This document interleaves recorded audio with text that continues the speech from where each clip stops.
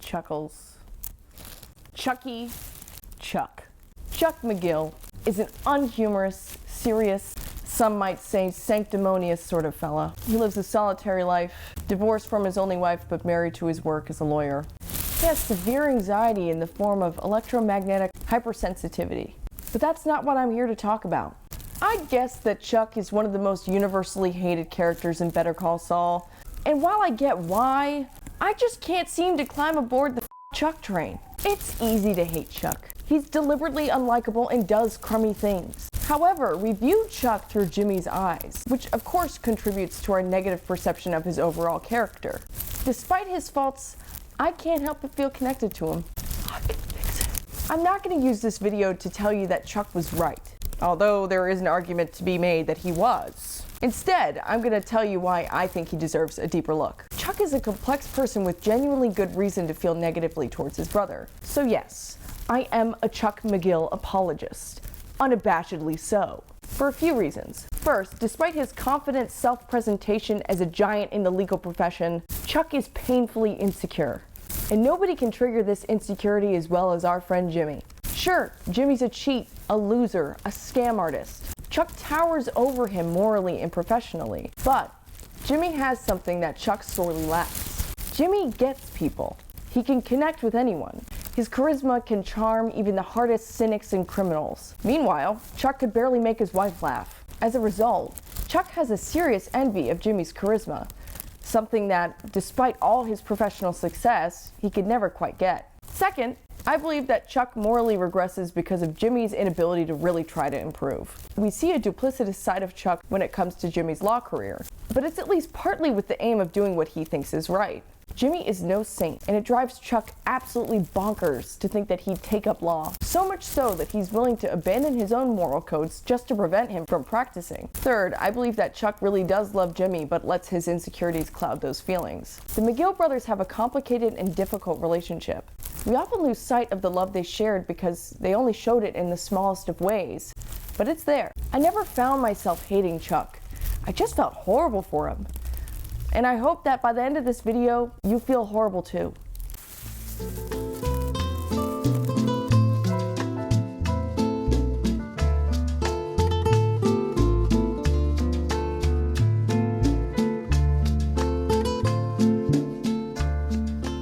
When I look at Chuck McGill, I see somebody in a great deal of emotional pain. Underneath all the bravado, fancy suits, and perfect diction, Chuck feels unloved.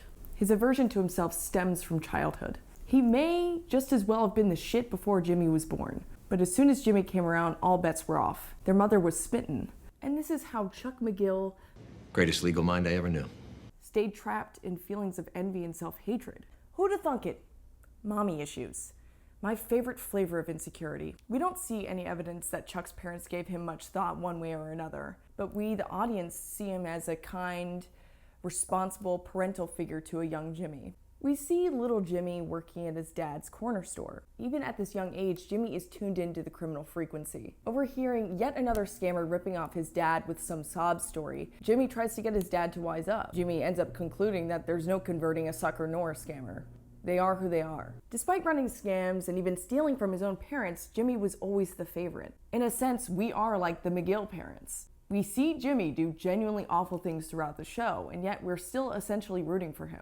Jimmy has an irresistible, magnetic personality. He really makes you believe that he has to run every single scam in order to get by. So for a moment, put yourself in Chuck's shoes. You would probably be exasperated by your younger brother's behavior, and more than a little upset that he is heralded as this little saint when you have done measurable good for the world and gotten almost no love for it, at least from your point of view. If I were Chuck, I'd probably just feel completely inadequate and unloved. I'd get away from it. It makes sense that Chuck would distance himself from others. I'm sure no one expressed that they wanted him around, not even his mother on her deathbed. The season 2 finale opens with Jimmy and Chuck at their mother's bedside in the hospital. Jimmy suggests that they both go to grab some food, and Chuck seems baffled at his willingness to leave their mother on her deathbed. While Chuck looks at their mother with sorrow, Jimmy reminisces on a fun party they had. Chuck remarks, "I just remember the whole family cleaning up after you."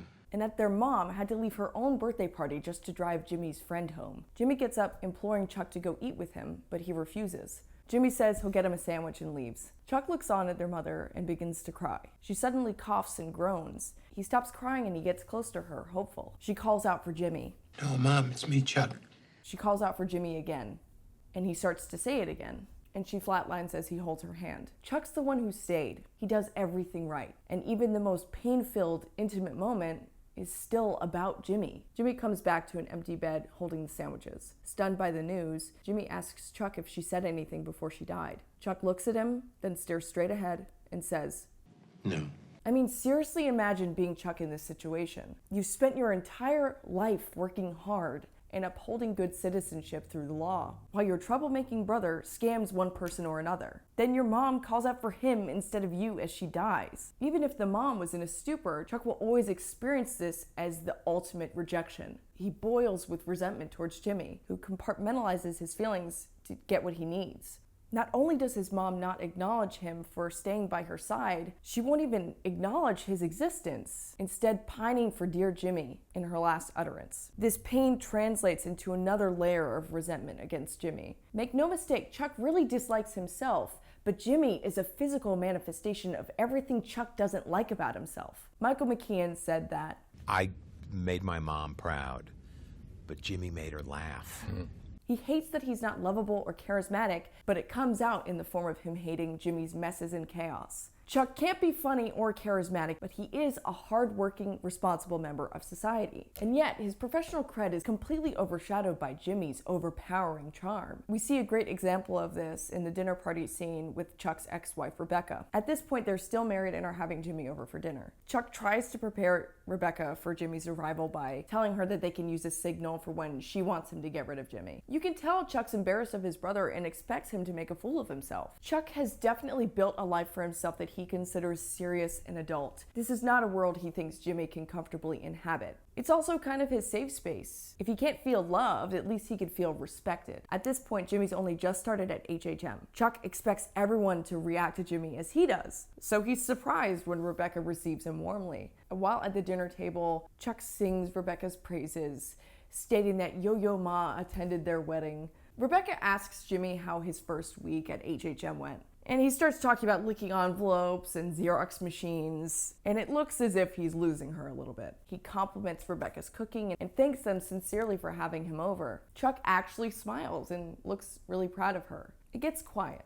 Jimmy starts a barrage of lawyer jokes, and Rebecca seems to enjoy them quite a bit. Chuck looks on in horror as Jimmy makes jokes about how lawyers are scumbags and horrible people. He keeps looking at Rebecca while making the signal, looking for confirmation that his brother is being insufferable. But when he sees that she's laughing and smiling, he feels that sting of rejection again. She asks for more jokes, and Chuck decides to interrupt and ask if anyone wants dessert. Probably to stop the conversation in its tracks or just to have an opportunity to leave the room. Rebecca chimes in that she has a joke, and she and Jimmy complete it together with Chuck looking on from afar. He makes the signal again while they laugh, but they seem to forget he's there, and continue to laugh as he disappears into the darkness. It almost seems like a visual representation of how he views himself. People laugh when he's not around. They're happier that way.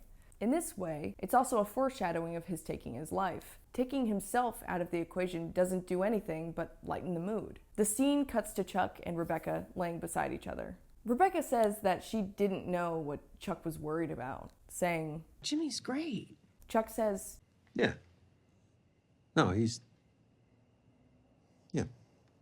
I think the point here is almost like, yeah, I get it, I know. Everyone thinks that. The conversation dies down and Chuck breathes in and finally gets the courage to tell his own lawyer joke. Rebecca responds, What? then, realizing it's a joke, just says, oh, but doesn't really laugh the way she did with Jimmy. He smiles for a moment, looking forward, and then it just vanishes. I can't lie. A huge part of the reason why I think Chuck deserves a second look is that I see myself in him. While I never harbored the same kind of deep-seated envy of a family member as Chuck, I've definitely acted on destructive impulses because of jealousy in my life. I know what it feels like to fixate on things or traits that I don't have or don't think I have in another person. and act negatively as a result. I know I'm not alone in that feeling, but I also think that a lot of people identify with Jimmy in this scenario because for every jealous person, there's also the object of their jealousy. Chuck is not right to act on his envy, but I do want to say that his reactions are natural and understandable from his point of view. Chuck doesn't seem to access his feelings of self-hatred. He appears to shut down every time these slights happen. He slinks away, he stares blankly. It's almost like a physical depiction of the repression of self-loathing. The more he stifles the self-hatred, the more it becomes about Jimmy instead of himself. I feel this. I have been a vindictive, envious person because I hated myself and turned those feelings on the person who I felt represented everything I wasn't. Like me, Chuck's self-hatred and jealousy drive him to do awful things. We may be perfectly competent people, yet attach these sort of fantastical feelings to those who represent our shortcomings. I see this as very realistic and painful to consume as viewers. It's hard to understand Chuck's actions unless you've felt it. He could have dealt with his feelings in a much healthier way. He could have sought help or explored why he hates himself so deeply, but he didn't. Confronting those feelings is incredibly difficult, and he couldn't rise to the challenge. An interesting layer of Chuck's jealousy is that Jimmy is deeply flawed. Jimmy acts as though he's justified in being morally reprehensible, but continually makes horrible decisions that do actually cost lives. Why is it that Chuck, the very representative of conventional morality, should be a social pariah?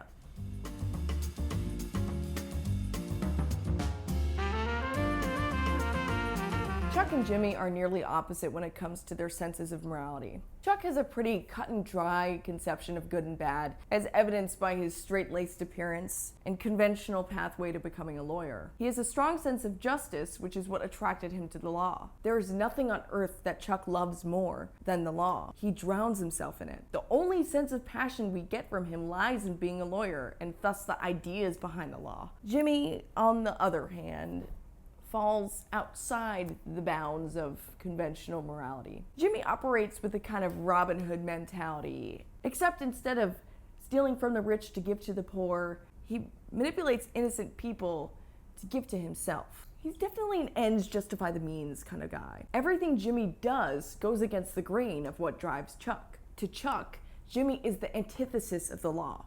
He follows no moral code and appears unable or at least unwilling to change that about himself. Jimmy's refusal to conform results in Chuck resorting to dirty tricks against his better judgment and character, but ultimately to achieve what he believes is justice, Jimmy getting disbarred. I want to start this section with a discussion of Jimmy's behavior before the disbarring situation. Jimmy's been running scams his whole life. It's what he does best. He takes all that charisma and charm and does harm with it. We know that he stole money from his own father. We know he shit in a sunroof. We see him cheat unsuspecting strangers out of money in Chicago. He scams people as a lawyer. It's why we love him. By now, Jimmy's scams are relatively normalized, and we grow to be fascinated by the mechanics of each because it's genuinely impressive how Jimmy has an answer for everything. But don't let that fascination with technique take away from the fact that Jimmy's scams actually harm people. What he does to Irene at Sandpiper is one of the darkest examples of how far Jimmy's willing to go to make a buck. I personally found it to be the most heartless. When Jimmy schemes against Chuck and Howard, we at least know that they weren't innocent. But when Jimmy scams Irene, it's just an evil, corrupt act against a truly innocent person. While the consequences are admittedly less deadly than they were for Howard, the scam against Irene is just unconscionable. To refresh your memory, Jimmy gets Irene to give him a look at a settlement offer for the Sandpiper case, and when he sees how big his cut would be, he goes immediately into scam mode. He manipulates Irene into settling sooner so that he can get rich quickly. Jimmy convinces Irene that continuing to fight the case will result in years-long delays. He urges her to settle so that she can enjoy the spoils while she's still alive and kicking. If you won the lottery, I mean, you'd take the lump sum, right? I mean, money now is better than money later. To carry this out, he carefully and methodically turns every single one of her friends against her to put pressure on her to settle. He gets them all to believe that she is a money-grubbing, selfish person with little regard for the true meaning of the Sandpiper case. Is he projecting? He goes through the pains of buying every size possible of an expensive sneaker just to have the opportunity to find her on her speed walking route and give them to her. Then he makes sure to point out the expensive sneakers to her friends and connect the dots between them and her delaying the settlement to make as much money as possible off the case. The entirety of this scam was incredibly hard to watch. You see an innocent person get completely gypped by Jimmy's greed. It's honestly repulsive and disgusting, no two ways about it. Keep in mind, Chuck has already prevented Jimmy from working seriously on this case, probably because he knows that something like this would have happened. But then again, Jimmy wasn't really given a chance to work seriously on the case, so maybe it would have been prevented had Jimmy not been pushed out. In any case, only someone without a real conscience is capable of doing this to another person. It's predatory, awful, and beyond selfish. Jimmy's only real, tangible motivator is money. He cares little about anything else. Whether intentionally or unintentionally, Jimmy's actions corrupt those around him, and Chuck is no exception to that. Now that we have a rough understanding of the lengths Jimmy is willing to go to get some money, let's consider some of Chuck's misdeeds. His campaign against Jimmy's possible legal success starts as soon as he hears that Jimmy has passed the bar exam. Chuck pretends to be excited. Are you proud of me? Oh, yes, absolutely. Even though this turn of events upsets him, he does vouch for Jimmy at the bar swearing in. I think deep down, Chuck probably wanted to be happy for Jimmy, but Jimmy, as a lawyer, poses an existential threat to Chuck, and so he really couldn't be happy for him. There's also the fear that Jimmy could potentially be a better lawyer than Chuck. Why can't I just be happy for him would then spiral into, why can't I just have one thing to myself? Instead of confronting these feelings and working through them, Chuck ultimately decides to scheme through Howard to make sure that Jimmy can't make it as a real lawyer. It's selfish and cowardly. Chuck needs Jimmy to be a loser professionally because it's the main thing that makes him inferior to Chuck. Chuck can't know success without Jimmy's failure. He ensures that Jimmy can't advance at HHM, forcing Jimmy to go out on his own. He then tells Jimmy to use a different name for his practice so that people don't confuse him with the prestige of Chuck's name. When Jimmy discovers that Sandpiper Crossing is scamming their residents, Chuck is shocked that he missed the discrepancies that Jimmy found. This was in work I did?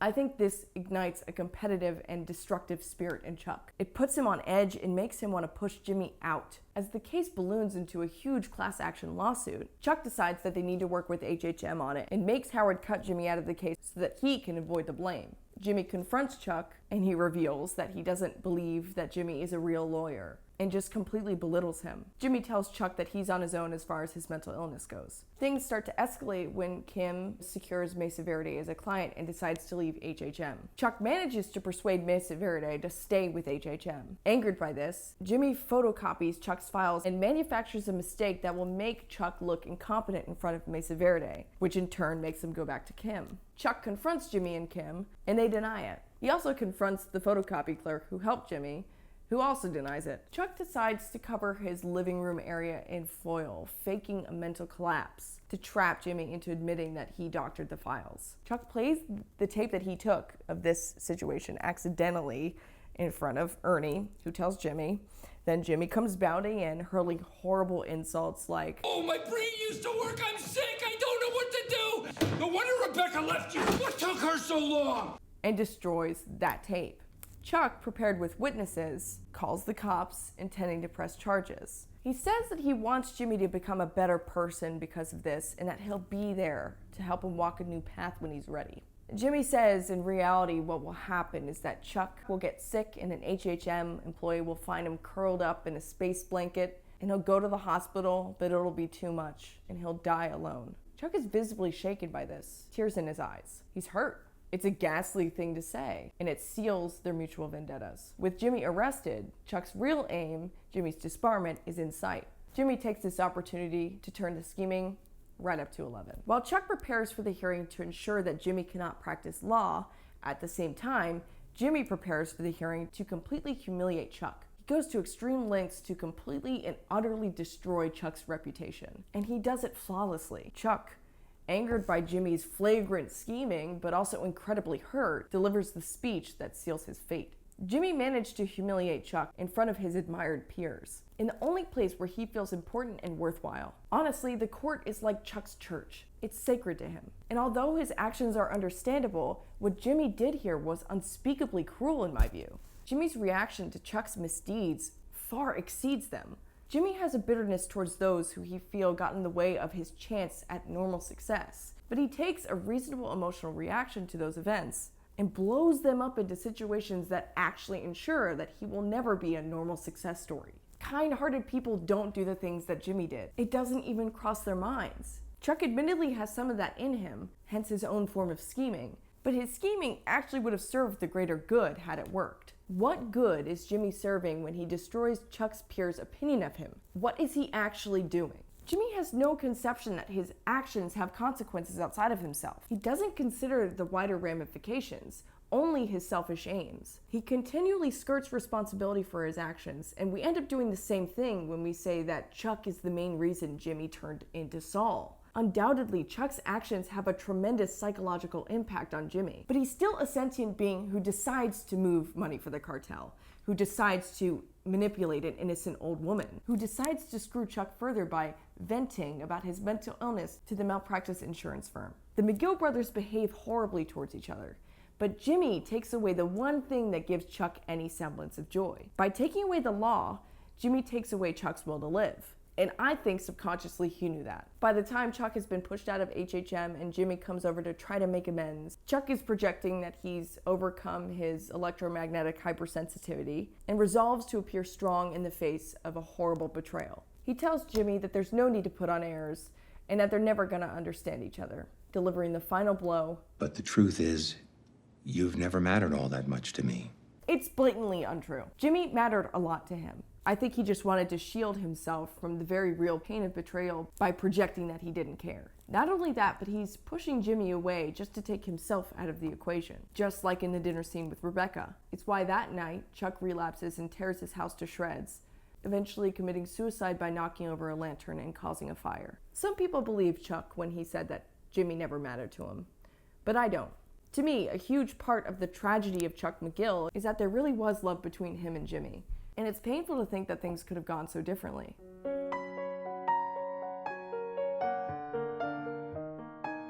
Many people are going to disagree with me about Chuck loving Jimmy, but I think there's plenty of evidence. Throughout the series, we get these gestures of caring between them. It gets clouded by the overall malicious tone of their relationship, but it's there. One such moment is in the first season when Jimmy stumbles drunkenly into Chuck's house after the whole skateboarders to go debacle. Chuck repeatedly asks if Jimmy grounded himself, but he doesn't respond and just takes off his jacket and pants as he stumbles to the couch. Behind him, Chuck picks up his jacket and puts it on the counter. Once Jimmy plops on the couch, an exasperated Chuck says, Jesus.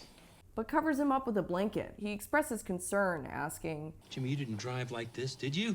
He starts to feel anxious and searches for a source of electricity, eventually finding Jimmy's phone and throwing it out of the house. Once he's back, he finds the hospital bill for the skateboarder's broken legs. Jimmy wakes up the next morning to find Chuck sitting across from him in a space blanket. Chuck pours him some coffee, and Jimmy starts to question why Chuck is in a space blanket. Chuck explains that it's because of the phone, and Jimmy apologizes. Jimmy notices the bill on the coffee table and starts explaining it away. Then Jimmy tells Chuck to take off the space blanket. Chuck tries to say that it helps him, but Jimmy insists, and he doesn't. It clearly makes him uncomfortable, but it's nice to see Jimmy not enabling Chuck here. It makes me wonder how different their relationship would have been if they both showed each other that they cared more. I think it's easy to say that Jimmy cared more about Chuck than Chuck cared about him, but when I see these moments of Chuck behaving in that almost paternal way with Jimmy, I have to believe that it was more equal than not. Of course, it turns into a complete disaster, but when Jimmy and Chuck work together on the Sandpiper case, it gives us a glimpse at what could have been. In Mabel, Jimmy finds a book, The Adventures of Mabel, while helping Chuck take down his foil fortress. They reminisce about reading it together as kids. Jimmy remembers his mom reading it to him, but Chuck corrects him. It was actually Chuck who did. Yet another example of Chuck not getting credit for doing the right thing. Instead of letting Jimmy carry him away on a cloud of nostalgia, Chuck puts a stop to it. He wants Jimmy to know that he will never forget what Jimmy did by switching those Mesa Verde numbers. This scene is so emblematic of their relationship. Like I said before, Jimmy can fairly easily forget and move on, but Chuck isn't like that. He's a brooder. He doesn't want Jimmy to think that he can keep getting away with this behavior, but what that ultimately ends up doing is just sending him further into his pit of misdeeds. I think Chuck also wants to keep Jimmy at a distance because he fears being hurt by him. Chuck's inability to believe that Jimmy could change results in a self-fulfilling prophecy for both of them. Despite everything, Jimmy really did want the approval of his older brother. Chuck, wrapped up in self-hatred and a declining sense of moral duty, was never really willing to give it to him. Calling back to the scene where Jimmy tells Chuck that he's going to die alone, Chuck says that he believes that Jimmy can change his ways. peace and try something new. Truthfully, I don't know whether he believed what he said there. He often says that Jimmy could never change, but when he feels he won by having Jimmy arrested, he suddenly changes his tune. Is that a truthful moment? Honestly, I don't know. If Jimmy had lost his license and been forced to work in sales long term, would Chuck have helped him the way that he said he would? I don't know what to think. It's almost as if every positive moment between them has to be marred by some sort of pushing away. And it's not just Chuck doing it either. In the series finale, we catch a glimpse of Chuck and Jimmy just before the events of the first episode of Better Call Saul. Chuck actually appears to take an interest in Jimmy's work, but Jimmy is dismissive of his clients and of Chuck too. I'm gonna take a pass on the heart-to-heart, Chuck. As Misters pointed out in his video on Chuck, this scene symbolized something that Jimmy wishes that he could go back in time to change. However painful it may be, this dismissal is really important. It shows us how they could never just be on the same page, neither of them realizing how high the stakes were. The episode Winner is another fantastic example of the McGills' stifled brotherly love. Winner starts out with a brief scene where Chuck vouches for Jimmy at the New Mexico State Bar Association. Then we cut to a karaoke night with HHM employees after Jimmy becomes a lawyer. Jimmy and Kim chat at a table while Ernie sings, and Jimmy spots Chuck sitting alone and getting his check. Jimmy says that Chuck's gonna bail and that he wanted him to mingle with the ladies and get out of his shell. As Chuck stands up to leave, Jimmy goes after him and convinces him to stay. It actually doesn't take much convincing on Jimmy's part. Chuck sticks around, and Jimmy starts singing ABBA's The Winner Takes It All, coaxing Chuck on stage. At first, Chuck is very resistant. Jimmy calls Chuck up, and Chuck starts laughing and begins to sing. They sing together, and Chuck does this little spin and emerges as David St. Hubbins. He takes the mic from Jimmy, and Jimmy sinks into the background in awe. He sings Sex Form, and the whole world is at peace for the first time in eons, with Stonehenge descending from the heavens on stage. Okay. It's worth noting that Jimmy sings off-key, but with a goofy and fun approach, while Chuck is on key and sounds genuinely good but devoid of that same showmanship that Jimmy just has. But either way, it's a gesture of real love between them, with Jimmy successfully coaxing Chuck out of his shell to express himself artistically. Jimmy cares enough to get Chuck on stage, and Chuck is feeling positively enough that he doesn't completely push Jimmy away. Hell, even just his staying says a lot. Then we cut to Chuck carrying a drunk Jimmy back to his apartment. Jimmy is rambling about adding another M to HHM and how that would be more symmetrical and therefore natural. Chuck just kind of lets him do his thing and brings over a trash can and water for him. Chuck turns off the lights, checks his watch, and asks what Jimmy wants for breakfast. He then gets in bed next to Jimmy, turning away from him while Jimmy is lying on his back. Jimmy starts singing The Winner Takes It All again. Chuck joins in. He turns to lie on his back. The camera pushes back and we see the two men, still dressed in office clothing, singing these lyrics. I was in your arms, thinking I belonged there. I figured it made sense, building me a fence, building me a home, thinking I'd be strong there. But I was a fool, playing by the rules. The Winner Takes It All is representative of the brothers' inability to reconcile despite something deep inside them telling them to.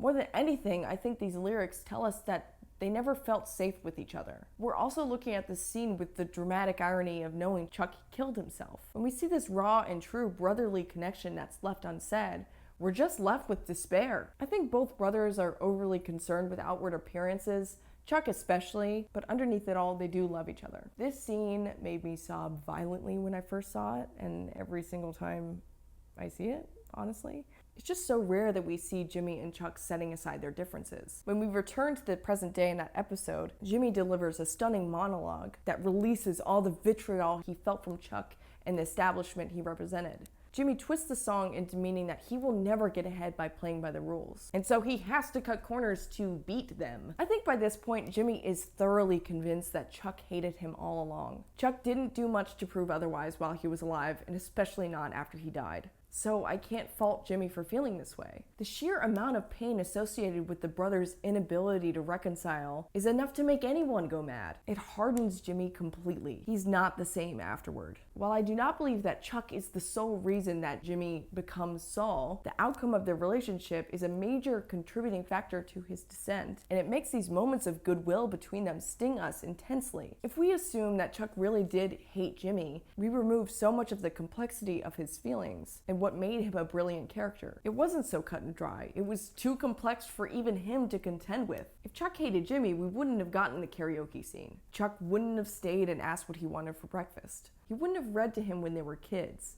He wouldn't have cared to cover him up with a blanket or try to reach out to help him with his casework, ever. These are things that happen privately. It wasn't like Chuck was doing it for appearances in these moments, as he did in other instances. He cared in those small ways, and damn, it hurts me. So yes, I have a soft spot for Chuck McGill. Between the jealousy, the descent into madness, and the mutual evil-doing, I believe that there's just a sad, serious little fella who just wants to be loved. It would have been nice if he'd been able to work through his jealousy and help Jimmy with his law career. But then we wouldn't have a show, would we? The complexity of the McGill brothers' relationship is something to behold, and I hope I did it some justice by giving Chuck a second look.